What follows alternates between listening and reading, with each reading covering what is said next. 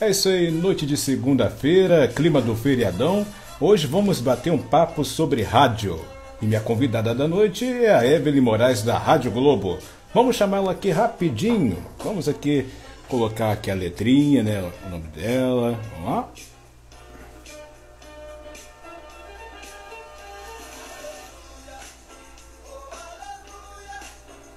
Vamos aqui. Agora a música tem que parar, né, minha gente? Opa, vamos lá. Olá! Oi, Thiago! Boa noite! Boa noite. Consegue me ouvir perfeitamente? Sim, tô te ouvindo. E você? Bom, tá tudo certinho aqui para mim. Olha, hoje vamos conversar bastante sobre carreira, a sua vida pessoal e profissional. Um bate-papo bem bacana. Vambora! E eu quero agradecer por aceitar o convite. Ah, eu que agradeço. É um prazer estar aqui com você hoje. Uma honra. Obrigada pelo convite, Thiago. Eu que agradeço. Aí, para começar já, um passarinho verde, quando a gente começa com essa história de passarinho verde, não vou revelar o nome, é muito amiga sua. Quer saber por que Gata Garota? O Brasil quer saber agora. Da onde surgiu?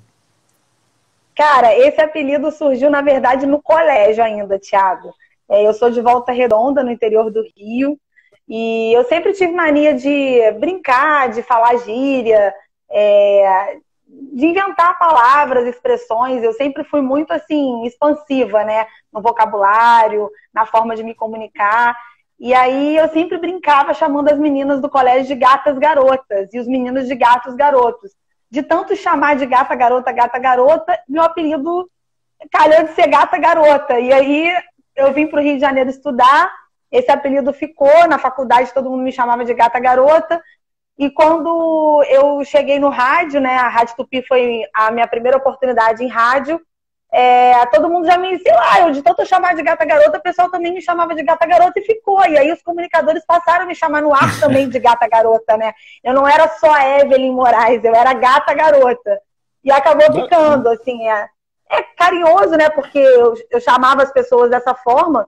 Eu acho que no meu subconsciente era até uma maneira de empoderar as mulheres, sabe? De levantar um pouco a autoestima, principalmente das minhas amigas que não se achavam gatas, não se achavam bonitas. E acabou que ficou, e tem muita gente que, até hoje, né, eu chamo muita gente de gata garota. Nossa, obrigada por me chamar de gata e tal. Acabou ficando, entendeu? E a pergunta que eu tenho aqui, como é que você descobriu a vocação para a comunicação? Cara, eu tinha 16 anos, eu tinha certeza que eu ia fazer faculdade de educação física, porque eu fui dançarina de um grupo em Volta Redonda, de uma banda. Sempre gostei muito de dançar, cheguei a dar aula de lamberóbica e cheguei até a substituir. Esses dias uma amiga minha me lembrou: Evelyn, você aos 16 anos dava aula de dança em academia, olha que loucura. Nem formada eu era, mas como eu tinha esse dom de saber dançar, as pessoas confiavam em mim e acabavam me chamando, porque eu já estava dançando profissionalmente. Só que um dia eu dei uma entrevista para a TV Sul Fluminense, né, que era na época afiliada da Band, né, acho que ainda é, da Band em Barra Mansa, né, na região Sul Fluminense. E aí eu me apaixonei pelo trabalho da repórter, pelo trabalho da equipe, e eu falei, gente, eu acho que é isso que eu quero para mim. E ao mesmo tempo, na época... Exatamente. Eu falei, cara, eu sou desinibida, eu gosto de falar, eu me vi naquele lugar. E aí, um ano depois, quando eu fui prestar vestibular, eu não tinha dúvida. Eu escolhi o jornalismo e nem pensava mais em educação física. Nossa, que curiosidade. Eu não sabia desse ponto, não. Então, você era sempre ligada com dança, aí houve essa oportunidade que te mostrou que é possível fazer comunicação. E daí em diante, como é que foi a trajetória? E aí, assim, eu também fiquei pensando muito nas minhas aptidões das matérias que eu mais gostava, né, de estudar. E eu fiquei pensando, gente, não adianta eu fazer educação física se biologia não é minha praia, se eu vou chegar ali numa aula de anatomia, eu vou passar mal, não é o que eu quero. E eu sempre gostei muito de interpretação de texto, sempre gostei de escrever, até mais do que ler, né? Eu sempre lia, mas eu gostava muito de escrever, de falar, eu sempre fui comunicativa. Falei, eu acho que jornalismo vai ser uma boa para mim.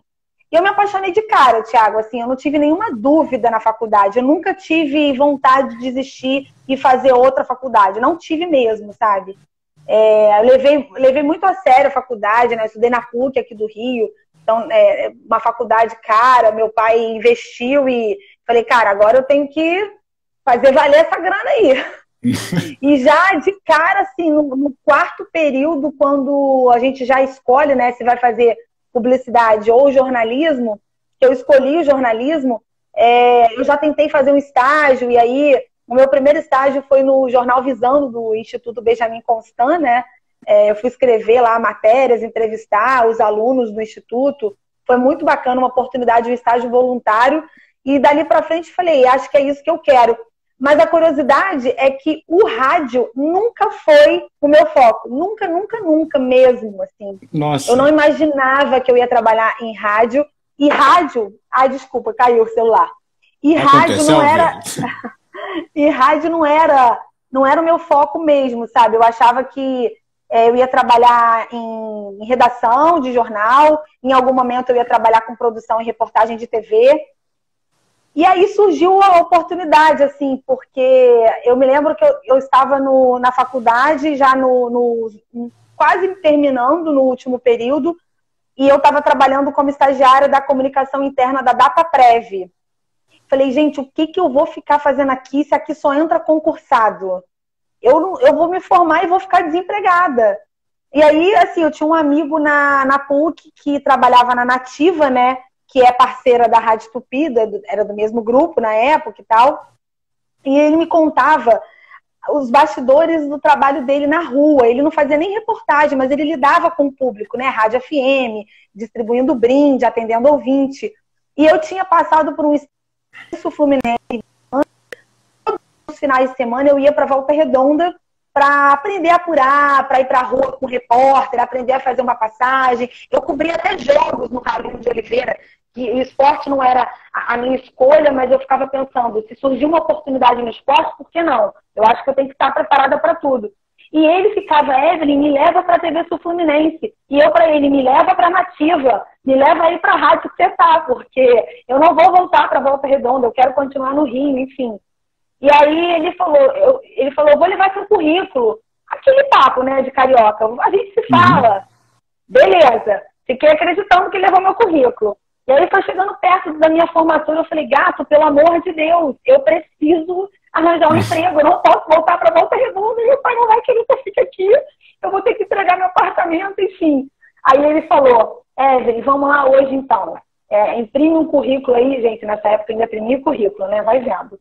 Imprime um currículo e vão embora comigo para Tupi. Ele já estava na Tupi nessa época como repórter. Aí eu fui. Cheguei lá, fiz uma entrevista com o Roberto Férez, né? Muita gente conhece, que trabalha em rádio do meio. E em uma semana ou duas depois, esse meu amigo foi chamado para a Globo News.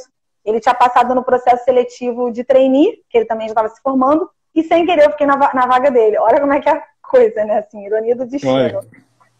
E aí eu fui convidada e eu comecei como estagiária lá. E me apaixonei, Thiago. Me apaixonei pelo rádio. E o que o rádio significa para você hoje, após descobrir essa paixão? Na qual você nunca imaginava. Cara, ele para mim significa resistência. Porque desde da faculdade, a gente ouvia que o rádio teria fim, né? Que o rádio ia acabar. E, assim, a gente acreditava nisso, né? Porque a televisão tomava conta e a internet também, o jornalismo online já começava naquela época.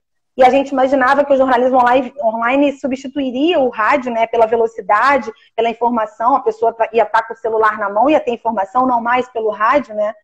E eu vejo que cada vez mais existe espaço. O rádio está se expandindo, é um veículo de credibilidade, ele tem uma velocidade extraordinária que chega antes até da internet, e a gente fala como se a gente estivesse conversando com um amigo. Eu acho que é isso que me fez me apaixonar, sabe?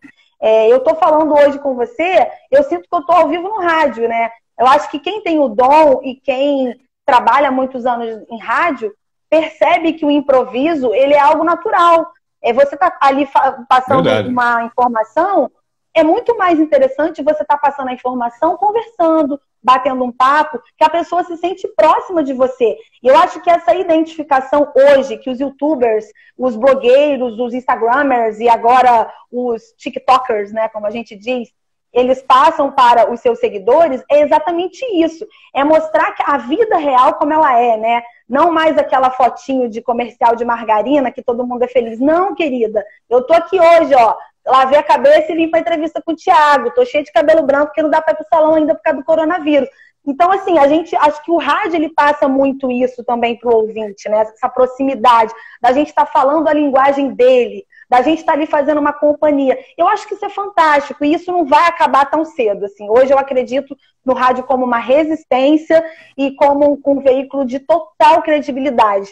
O que a gente fala é o que a gente está vendo, é o que a gente apurou? Sim. Hoje muitas coisas são apuradas principalmente pelo WhatsApp, né? Hoje a maioria dos repórteres nem vai para a rua para pegar uma sonora, né? Uma entrevista, né? Para quem não é de jornalismo, uma entrevista, uma fala de um deputado, enfim, de uma autoridade. Mas a gente, quando está fazendo um factual, a gente está falando, relatando o que a gente está vendo ali. Entendeu? A gente abre o microfone e vamos embora. Isso não tem preço, sabe? Não tem internet que mostre isso. Da mesma forma como a gente está aqui agora. A gente podia estar fazendo uma live e eu mostrando a cobertura, sei lá, de Deus me livre, uma tragédia, sei lá, uma passarela da linha amarela que tivesse caído, né? Um exemplo. Então, acho que o rádio, ele vai tendo vai cumprindo o seu papel, não só de serviço, como de companheiro também do ouvinte e dessa identificação que a gente tanto procura hoje como verdade. Eu acho que é isso. Verdade também, cada vez está mais próximo e a linguagem se modernizando, né, de acordo com a era. De acordo com a era, de acordo com o veículo que você trabalha, né, Thiago? Porque o meu início foi numa rádio popular, a Rádio Tupi, né, que a gente fala com um público mais classe C, D, né? Depois eu fui para a Rádio CBN, que é um público AB, totalmente diferente, e a linguagem ela é diferente também, a forma de se comunicar é uma forma mais, eu diria, séria. A gente brincava de terno e gravata, né? Olha, aqui tem duas imagens aqui, ó, comparativos. Fale de 2009, um estilo de um e estilo de outro, de acordo com a 10 anos depois. Eu novinha em 2009 ali como trainee da CBN, aprendendo ainda. A CBN foi uma grande escola para mim. Na época da Tupi, eu estava ainda engatinhando, né, começando a fazer reportagem na rua, mas a CBN foi a minha grande escola, onde aprendi a fazer produção, aprendi a fazer reportagem, a apurar de verdade. E a linguagem totalmente diferente, né? A gente tinha que entrar mesmo mais séria, mais robusta. Depois eu saí do rádio, né? Eu fiquei 3 anos no portal R7 da Record, que foi uma experiência maravilhosa na minha carreira. Ali eu participei das principais coberturas, e a que mais marcou a minha carreira de jornalista foi a tragédia de Realengo. Eu fui uma das primeiras repórteres a chegar naquele dia tão triste, a imagem. Eu lá na redação do R7. E o projeto foi muito bacana, Thiago, porque o R7, a Editoria Nacional Brasil, ela já existia, mas a Editoria Rio era muito pequena, ela era composta por 2 pessoas. Então a Record investiu muito na Editoria Rio, ela contratou repórteres experientes, né? Esse de amarelo da foto é o Marcelo Bastos, né? Ele hoje é assessor da FETransport, mas na época ele era repórter de polícia do Meia Hora, super experiente. O Carlyle Júnior também, que já tinha o da esquerda, né, de frente, o de cinza, já tinha passado pela TV Globo, o Bruno Rosso, que veio do esporte, André Paino, que veio da Inter TV, no interior de São Paulo.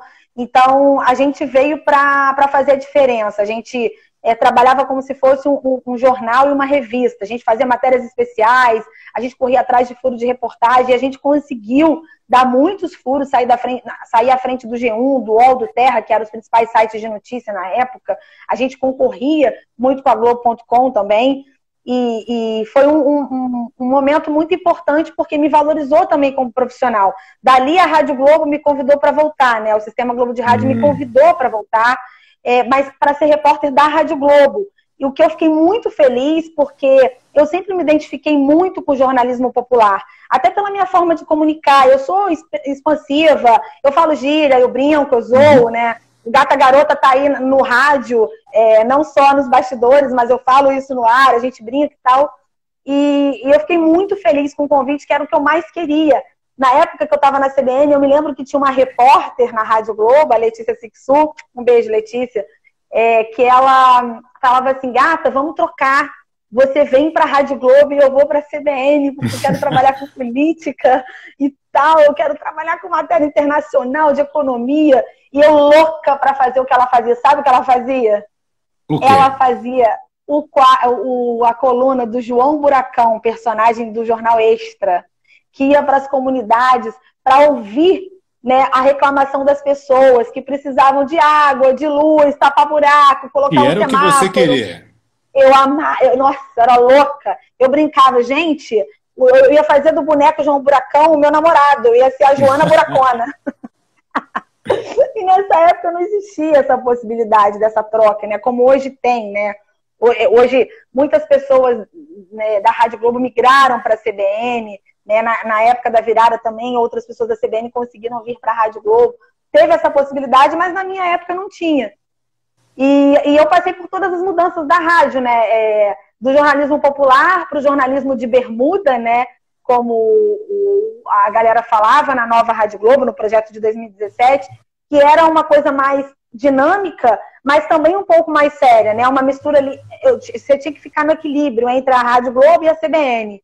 E hoje numa rádio musical que é expansivo, né? Acho que é muito mais a minha cara, né? Porque eu tenho a possibilidade de ser quem eu sou no microfone, muito mais do que em outras épocas. A 100% Gata Garota. 100% Gata Garota. Me encontrei, Thiago. Me encontrei, assim. Parece legal, que eu joguei pro universo e o universo ouviu. Muito bacana. E a redação te ensinou o quê? Porque você, na época, aí estava no R7. Aí você teve a proposta de retornar à Rádio Globo. Com esse amadurecimento, somou o quê na sua carreira? Cara, assim, eu aprendi assim, aí além do que o rádio acaba proporcionando pra gente, porque o rádio é muito rápido, né? E às vezes a gente não tem a possibilidade de expandir mais numa reportagem, porque com a velocidade do veículo, você acaba ficando ali na apuração rasa. Né? Você fecha a sua pauta e no dia seguinte você tem outra pauta. Você não tem a possibilidade de dar continuidade, o que a gente chama de switch no jornalismo, né? E na redação do R7 eu tive essa possibilidade de fazer de uma reportagem factual virar uma série de reportagens, sabe? De conseguir toda semana fechar uma matéria diferente em cima de um assunto que eu comecei. Então é como se eu ficasse, se eu fosse setorista de um assunto, né? O Realengo, por exemplo, como eu disse, né? Das vítimas lá daquela tragédia, nossa, que foi terrível. Eu acabei ficando meio que setorista do assunto. Eu sempre estava nas coletivas da prefeitura quando era para tratar desse assunto. Eu sempre estava ligando para o Ministério Público ou para alguma autoridade, enfim, para alguma secretaria para tentar cavar alguma notícia nova para dar uma suíte sobre esse assunto. Então, assim, a redação, o R7 me possibilitou isso. Além de você conseguir aprender a escrever de forma diferente, né? Porque o texto do rádio ele é diferente do texto do online, que é diferente do texto do jornal, né, impresso. Então, eu tive a possibilidade de escrever melhor, porque você acaba tendo mais volume de espaço mesmo para você fazer um box. Uma bagagem. Ou uma bagagem, entendeu? De fazer um intertítulo dentro de uma matéria, né? Então, cara, foi uma experiência maravilhosa. E quando eu cheguei na Rádio Globo, em 2013, quando o CRES me convidou para retornar ao SGR, foi muito interessante porque o SGR começava a engatinhar no jornalismo online. E a gente começava a escrever para o site diferente do que a gente entrava no ar. Então eu já tinha essa bagagem, né? Eu escrevia de uma forma para o rádio e escrevia de outra para o site. Então na rua eu já tinha um textinho pronto para ligar para o editor e eu só ditava para ele. E ali a gente emplacava Globo.com pra caramba. A gente conseguia destaque na home da Globo.com, o que aumenta muito a audiência do site. E hoje o Ibope conta, né? Os números do Ibope não são mais só de acesso ao dial, né, das rádios, mas os acessos também do site da empresa, né, do veículo, também contam, né, nessa numeração final, né? Então, foi muito importante para a empresa também, essa minha bagagem. Acho que por isso que o Creso me convidou para voltar também. Bacana. Vamos falar aqui sobre estar na rua. Como Você fala, né? adorava. Como fala, né? Você, Gente, como claro, fala? Deixa eu até beber uma aguinha. função de comunicadores, né? Um comunicador não é um comunicador se não falar também. Aí Tem que fala me um travar. pouquinho na rua. Olha esse Ai, momento aí. não, que saudade. Fala da experiência. Ai, Thiago, que saudade da rua. Nossa, vou te falar como eu era feliz. Eu acho que esse contato com o público, acho que é sempre o que eu gostei, sabe? Esse friozinho na barriga de saber que você pode sair na frente de... Eu não sou uma pessoa muito competitiva, não. Mas eu sempre quis sair na frente, sabe? Eu sempre quis chegar antes na delegacia para tentar uma entrevista com o delegado antes que as outras equipes chegassem, para tentar um furinho, para entrar no ar e dar notícia em primeira mão. Eu acho que isso a rua, né, quem gosta mesmo de ser repórter, acaba dando pra gente essa adrenalina gostosa, esse lado bom. E ao mesmo tempo o contato com o público, você não saber para onde você vai. Gente, eu amava chegar na redação de manhã e não saber para onde eu ia. Agora eu ficava triste quando não tinha lugar, quando não tinha pauta fora. Pauta por telefone nunca combinou comigo, tá? O negócio de ficar na redação apurando por telefone, nunca gostei. Eu gostava de ficar na rua, de uma delegacia para outra, de uma pauta para outra, e vamos embora. Eu acho que essa adrenalina mesmo, e de entrar ao vivo, que eu sempre amei entrar ao vivo, era o que mais me fascinava. E o que eu sinto falta. Olha, você fazia uma coisa muito bacana que eu acompanhava, que era sempre no horário da manhã. Era como se fosse uma espécie de um video show radiofônico. Aí tinha os momentos que você falava com os artistas do Projac, fala um pouco das experiências. Diversa Falhou galera. um pouquinho, mas eu acho que eu entendi, né? Como é que foi essa experiência do DTV. Era um quadro chamado Dentro da TV, Rádio Globo e Isso. Você, que entrava no show do Antônio Carlos, né? Na outra versão da Rádio Globo. E foi uma experiência muito boa também. Eu passei mais de um ano lá no Projac. Isso me ajudou muito depois para o projeto da nova Rádio Globo, de 2017 a 2019, porque eu passei a conhecer aquela fábrica de sonhos, né, como eles costumam dizer.